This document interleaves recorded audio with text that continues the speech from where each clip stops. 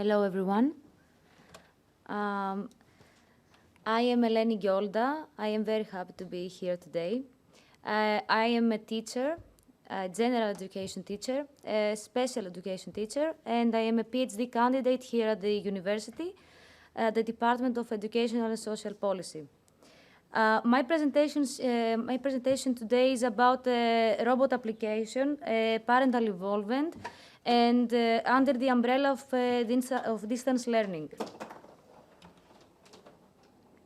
So, my introduction is brief. I'm gonna refer to some basic characteristics of autism spectrum disorders, which are the deficiencies in social skills, communication, and stereotypical and repetitive behaviors. I think that most of you are very familiar with these traits. They are referred in almost every study that is published now. The prevalence of ASD is rapidly increasing now. This is due to many factors, and now, according to some data from the US, 1 in 36 children is diagnosed with ASD now. This is from 2020 data from CDC. In the UK, 700,000 people were diagnosed with autism until 2020. The COVID-19 pandemic has affected all people, especially those with disabilities, and today I'm going to talk about those with ASD, whose routines were disrupted and anxiety was caused to them due to this condition. Before COVID, there was no research regarding the effects of any pandemic on people with ASD and people with disabilities in general.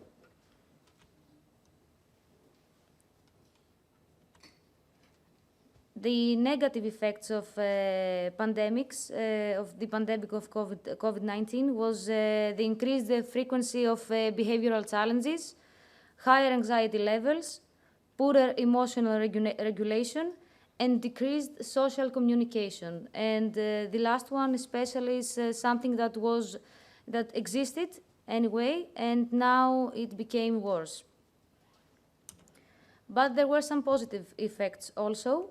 It was the reduced sensory input and the reduced social overload, especially for children who were studying who were attending general education schools, where many children were attending too. The social overload, this burden for these children was very high, and now they had the chance to stay at home, relax, and feel more comfortable, and educate themselves through a screen or with their parents. So those are the positive effects. For many months, the entirety of lessons and schooling was taking place remotely. That became a reality for people with ASD also, children, adolescents, and all people. Technological tools were used in order to teach children, adolescents, and adults with ASD from home. The role of parents was very active during this time, as they became their child's therapist. This data comes from research by Simpson and Adams. It reports the impacts of COVID-19 in their child's schooling. The data come from questionnaires administered to parents. The data is not good. This is not good. It says that it had little or no impact. Some said positive, it was 27.4%, and negative was 42.2%. And this data is somewhat preliminary, but it gives us a picture of the situation at the early stages of the pandemic.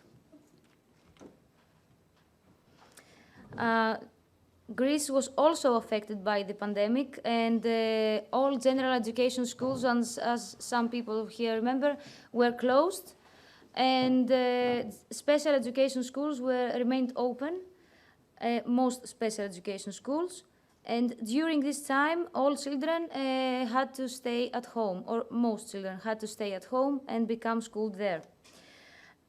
They were also trained at home by their parents, and they could not go to therapy with their ergotherapists and SLPs, their speech language pathologists. Ergotherapy and speech language pathology is something that almost all children with autism attend to in Greece. And now I'm going to show you some strategies implemented during the COVID-19 pandemic. These are technology-based strategies, and it seems very easy during a pandemic because there is no other way, usually. So, some mobile applications, applications where you can download, anyone can download from their phone. They are game related. The first one is language therapy for children. It's regular therapy, cognitive exercises for children with autism. The second one is Jade Autism. It's a game for stimulating reasoning and logical development. The third one is very popular. It's called Otsimo, and it's a game offering some core skills, words, alphabets, and matching and drawing. It's especially designed for autism. The third one is Prism. It's a 3D open world game enabling players to understand behaviors related to autism. That's very useful for anyone, both for the person who has autism and the persons around them. There are mobile applications which are even more educational. It's daily tasks, interactive app to improve eye-hand coordination and focus. ASD Detect, which is about assessment, because also assessment did stop actually during COVID-19. So parents could assess their children on their own at home. Autism I Help Play is it's real-life photographs presented in an easy-to-label format for enhanced learning. It's photo-based. And the other category is communication. Those apps are AAC apps and they promote communication for children with ASD and adults with ASD. The app Card Talk supports communication with cards for children who have difficulties in speaking. Jab Talk is another app. It's very similar to the first one. It's designed to help non-verbal children and adults communicate. And the third one is Let Me Talk. It's a free AAC app for talking, and it's developed to enhance communication skills also. Now I'm going to talk about robot application, which can be also implemented at home and remotely. Social assistive robots are used for many years now, at least for the last 10 years.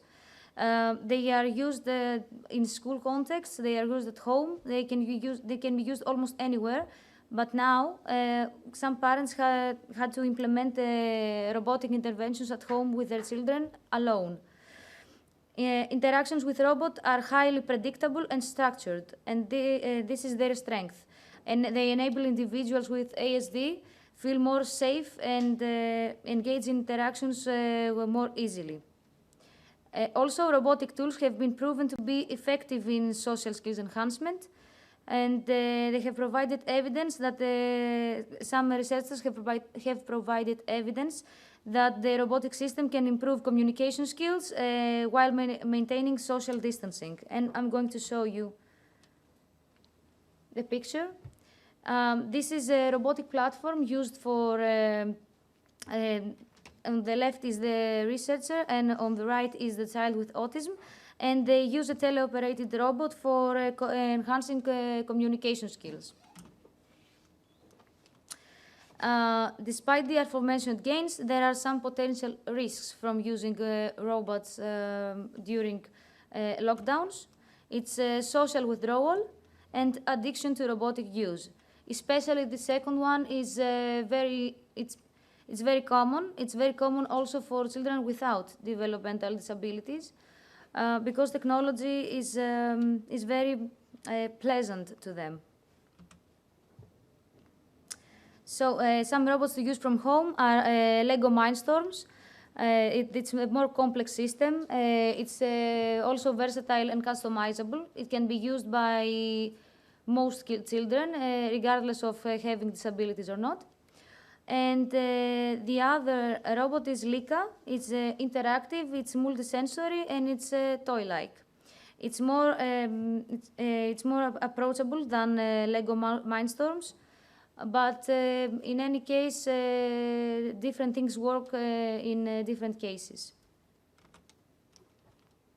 So our discussion is that the COVID-19 pandemic did affect people with ASD of all ages, of all age groups, especially in aspects of treatment, diagnosis, and education.